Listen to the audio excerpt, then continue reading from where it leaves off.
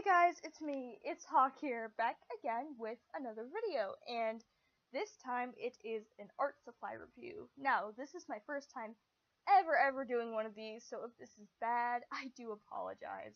And this is the Crescent Rendr No thru paper, and for the review, I'm going to be talking about it with the use of alcohol markers like Copic, Prismacolor, Spectrum Noir, Chameleon, Conda, you name it, whatever, like alcohol-based marker, in terms of using it with that, because it says it is the no-show-through paper, and I can safely say it does do that. It does. Now, I will show you in a minute, but I'm sure any person who has used any type of alcohol marker knows the horror of them. They accidentally don't put a thing between the pages, and it just bleeds through several pages, no matter what paper they use. Just the horror of having just to rip out several sheets of paper because you ruined those sheets. Well, with this stuff, you don't have to worry about that. In fact, you don't have to put anything between the pages, and it felt so weird when I was not having to put anything through the pages, and I still constantly check, is it bleeding through? But it doesn't, and it is, really great. It just blows my mind. Let me show you. Now, it's a pretty patchy thing. It's just like a Copic marker sketch. It's not really that great. The markers were dying that I was using, so since it's a patchy, streaky mess, I have to apologize in advance for the awful state this picture is in. The oranges do not look great on this paper. I probably should have used a well-working marker, but you would expect something like this to completely destroy the paper on the other side. Well, it didn't. And as you can tell, the different colors there are just swatches of different colors that I own.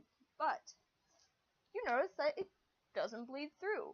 Not with dark colors, not with light colors. It just doesn't bleed through. And that's why I'm just like, wow, if you use Copic markers or any alcohol markers, I can recommend this, because not only do you not have to have the hassle of putting things between the paper, but you can use both sides of the paper. I'm like, my mind is still blown, and I just got this a few days ago. My mind is completely blown. Would I recommend this with watercolor? Because I know it says it's mixed media. I personally wouldn't use it with watercolor simply because of just how smooth the paper is. There's no texture to it. Feels like there's absolutely no texture. As you can tell, there isn't really much. I wouldn't necessarily recommend it with watercolor, just simply because it might just not cling to anything. The pigments will just kind of run all over the place. I personally wouldn't like it.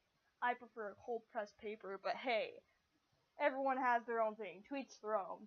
I'd probably recommend this with maybe pencils, colored pencils, since it is a smooth surface.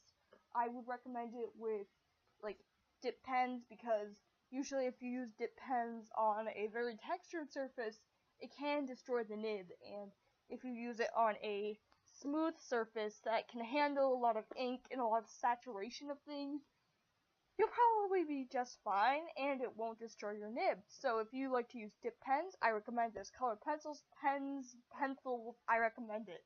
Copic markers, I recommend it, but I personally wouldn't say to go for watercolor. Instead, for watercolor, I might recommend Arches or Canson Mixed Media or something like that. Something, well, depending on where you're getting it, it can be cheap. Other places, it's very expensive. For me, the Arches is only $25, which isn't too bad, but hey, it'll differ depending on where you are. So, overall, would I recommend this? Yes. If you are a Copic user, I recommend it. That's what I've been saying the whole video. So, yeah. Pick this up at your local bookstore or online or on Amazon. Those are where you can get it. And yeah, this is Hawk signing out. Hopefully I made somebody's day or something. Hopefully you just found a new product that you like. Bye!